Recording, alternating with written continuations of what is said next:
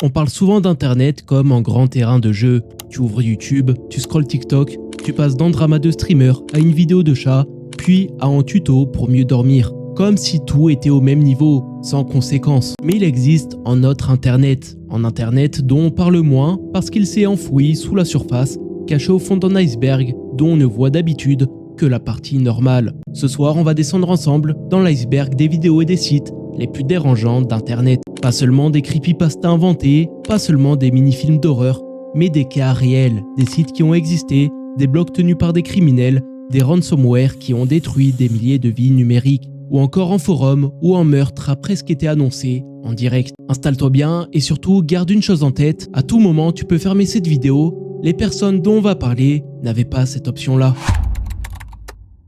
Imagine que tu tombes sur un site au design sorti tout droit des années 90. Fond noir, texte vert ou violet, liens soulignés, images pixelisées. Tu pourrais croire à un vieux fansite de science-fiction, un truc fait par des geeks fascinés par les ovnis. Puis tu commences à lire. Tu tombes sur des références un peu bizarres. Niveau supérieur, porte du ciel, nécessité de quitter son véhicule humain pour monter à bord d'un vaisseau spatial qui suit une comète. Au début, tu comprends pas trop, puis tu comprends que ce site n'est pas une fiction, mais c'est en réalité la trace laissée par la secte Heaven's Gate. Le gourou Marshall Applewhite se fait appeler Do, sa complice Bonnie Nettles, T. Et pendant des années, il recrute des adeptes en leur promettant qu'ils pourront échapper à la destruction de la Terre en abandonnant leur corps pour rejoindre une forme de vie supérieure.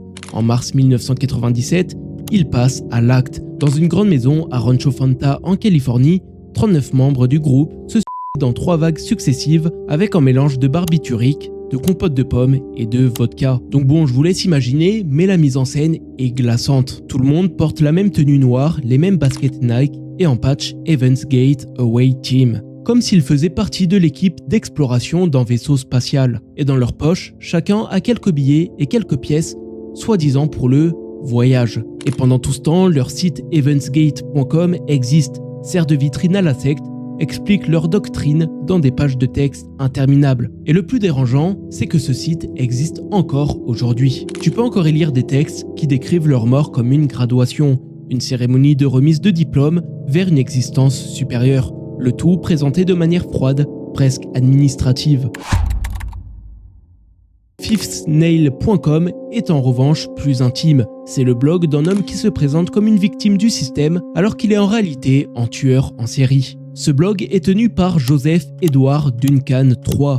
Si tu l'ouvres sans savoir qui il est, tu vois un site minimaliste, quelques articles, en dessin en page d'accueil, un enfant qui demande à son père « Est-ce que le croque-mitaine existe vraiment ?» Et le père répond qu'il aimerait avoir une meilleure réponse. Sur la télé, en arrière-plan du dessin, une alerte concernant un délinquant recherché. Tu pourrais te dire que l'auteur est quelqu'un qui s'interroge sur le mal dans la société, sur les monstres qui se cachent dans l'ombre. Puis tu apprends que Joseph Edward a été condamné pour au moins 7 meurtres, essentiellement d'enfants, et que ce blog est écrit par le croque-mitaine lui-même. Dans les années 90, Joseph Edward enlève et tue plusieurs enfants. 2 petites filles, Sammy Roe White et Carmen Cubias, 11 et 9 ans, puis un garçon de 9 ans, Anthony Martinez, qu'il agresse et assassine.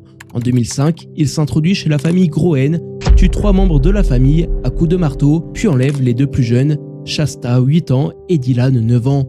Il le retient captif pendant des semaines, Dylan sera tué et Shasta sera retrouvée vivante par la police dans un restaurant où Duncan l'emmène manger. Pendant ce temps, sur son blog, il publie des textes où il se plaint d'être étiqueté comme délinquant. Il décrit sa vie de tous les jours avec un ton presque banal, ce qu'il mange, les jeux auxquels il joue, ses chats ou encore ses petits tracas administratifs. Puis au fil des posts, quelque chose se fissure. Il commence à parler de démons qui le poussent à faire le mal. L'un des derniers messages, intitulé « The Demons Have Taken Over », il veut mot pour mot dire « les démons ont pris le dessus ». Ce qui ressemble donc à un aveu voilé, une sorte de manifeste avant le passage à l'acte définitif. Et ce qui est insoutenable, c'est justement cette double lecture. D'un côté, tu as les faits divers, racontés par la police et les tribunaux, et de l'autre, tu as les pensées de l'homme qui a commis les meurtres publiés en ligne, consultables par n'importe qui, parfois des mois avant qu'il ne repasse à l'acte. On est en 2016, tu télécharges un petit fichier trouvé sur un site douteux, peut-être en crack de jeu, ou encore en PDF attaché à un mail qui te semblait sérieux.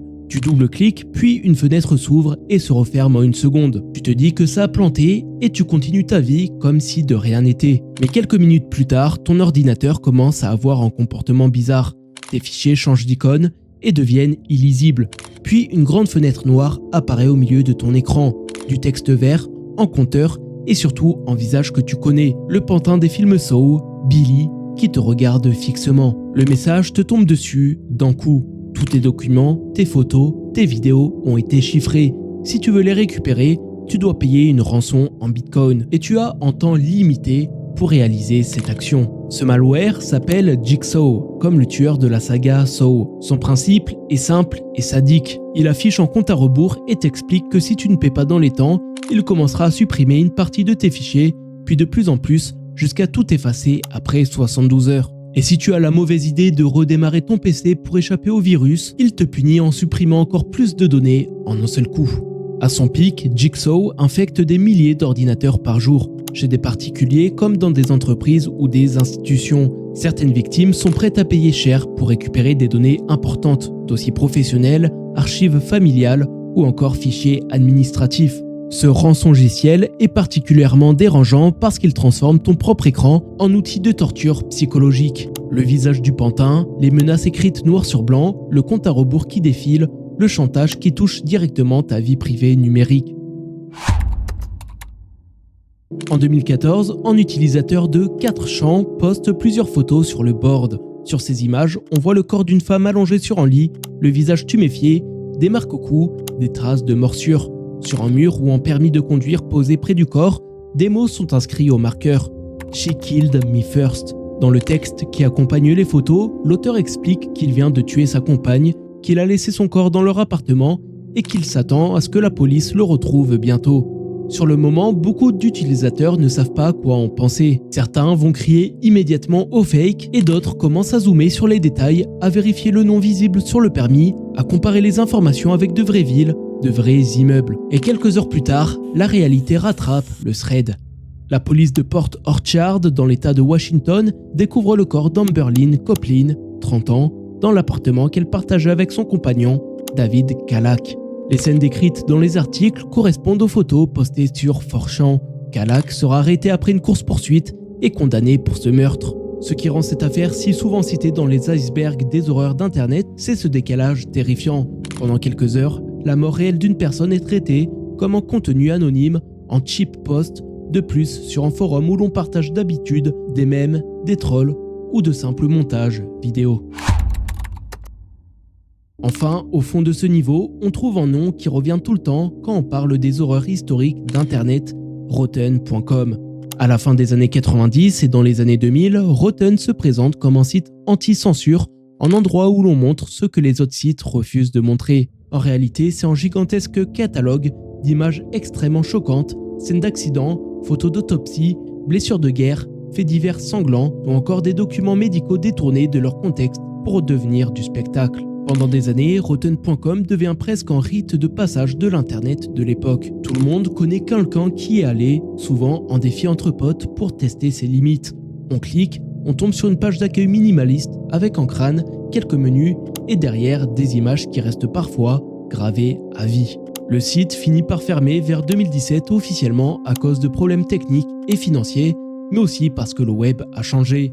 Les plateformes sociales, les forums, les systèmes de partage ont repris, parfois de manière plus diffuse, le même genre de contenu. Il n'empêche, Rotten.com reste dans la mémoire comme l'un des premiers grands musées de l'horreur brute en ligne. Non pas pour ce qu'il montrait uniquement, mais pour ce qu'il révélait de nous, notre capacité à transformer tout, même la mort la plus intime, en simple contenu à défiler.